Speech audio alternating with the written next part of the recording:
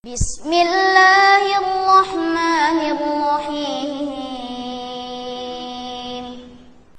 Bismillah, Ustadz, apakah benar kalau di Makkah sudah tidak ada yang tawaf, maka tidak ada lagi yang mengelilingi Ka'bah sebagai poros bumi?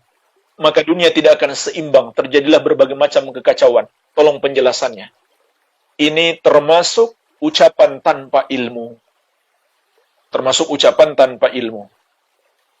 Kalau seandainya itu benar, jemaah sekalian, tidak mungkin para ulama melarang untuk tawaf di Ka'bah atau melarang memasuki Masjidil Haram di hari-hari seperti ini.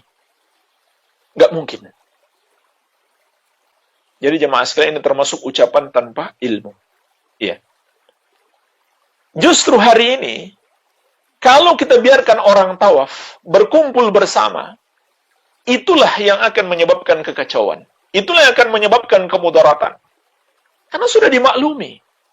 Kalau terjadi perkumpulan orang, maka virus corona ini akan semakin tersebar. Itu fakta, itu bukti. Islam itu mengajarkan kepada kita untuk menjauhi segala yang bermudarat bagi kita. Begitu pula merujuk kepada para ahli. Ini ajaran Islam. Wa idza ja'ahum amru minal amni awil khaufi adza'u bihi walau radduhu ila rasul wa ila ulil amri minhum la'alimahu alladhina yastanbitunahu minhum. Apabila datang kepada mereka berita tentang keamanan dan ketakutan, mereka langsung menyebarkannya. Andaikan mereka kembalikan kepada Rasul dan ulil amri di kalangan mereka, maka yang ingin mendapatkan kebenaran akan mendapatkan dari Rasul dan ulil amri tersebut. Syekh As-Sa'di rahimahullah menjelaskan dalam ayat ini terdapat kaidah adab bahwa segala sesuatunya hendaklah kita serahkan kepada ahlinya. Jadi ini ajaran Islam. Sekarang semua ahlinya sudah berbicara. Semua ahli kesehatan melarang kita berkumpul-kumpul. Begitu pula semua para ulama-ulama besar dari seluruh negeri. Makanya jemaah sekalian, kita sadari kita ini bodoh dalam urusan agama. Jangan kita berpendapat sendiri. Dan jangan kita tertipu dengan para da'i yang menyimpang itu. Yang berpendapat seperti ini. Para ulama besar dari seluruh negeri. Dari negeri Haramain, Makkah dan Madinah. Ulama di sana semuanya sepakat. Dari Mesir. Dari seluruh negeri termasuk Indonesia. Semuanya sepakat. Untuk menghindari kumpul-kumpul orang. Walaupun di masjid untuk sholat, untuk tawaf, untuk umroh. Seperti yang disarankan oleh para ahli kesehatan. Dan ini kan insya Allah tidak selama-lamanya. Kita berprasangka baik kepada Allah. Semoga insya Allah dengan ini kita akan terlepas dari musibah ini. Ya, tapi kalau kita menyelisihi para ulama, menyelisihi para ahli, maka kita berarti bertentangan dengan syariat. Kita menentang syariat Allah Azza wa Jalla. Justru itulah yang kita harus takutkan, yang akan membuat tambah kacau, tambah besar musibah yang menimpa kita. Tapi kalau kita merujuk kepada para ulama, maka insya Allah Ta'ala, ini termasuk perintah Allah. Begitu pula merujuk kepada para ahli, ini adalah perintah Allah. Begitu pula melakukan sebab-sebab, itu adalah perintah Allah dan Rasulnya, agar kita terhindar dari mara bahaya.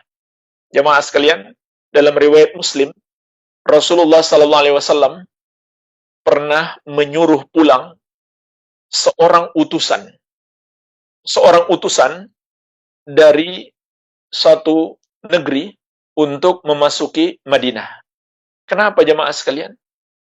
Sebelum dia masuk kota Madinah, Nabi SAW mendapatkan kabar. Beliau itu penderita penyakit kusta. Maka Nabi SAW melarang dia masuk kota Madinah. Artinya apa? Di situ kita bisa petik pelajaran. Islam menyuruh kita mengambil sebab.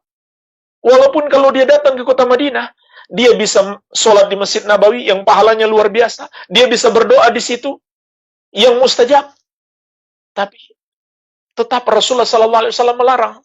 Karena syariat menyuruh kita untuk menjauhi sebab-sebab yang menjerumuskan kita dalam bahaya atau menjerumuskan kaum muslimin di dalam bahaya. Jadi ini ajaran Islam yang dipahami para ulama. Jadi jangan kita mengandalkan pemahaman kita, lalu kita menyelisihi para ulama. Ya.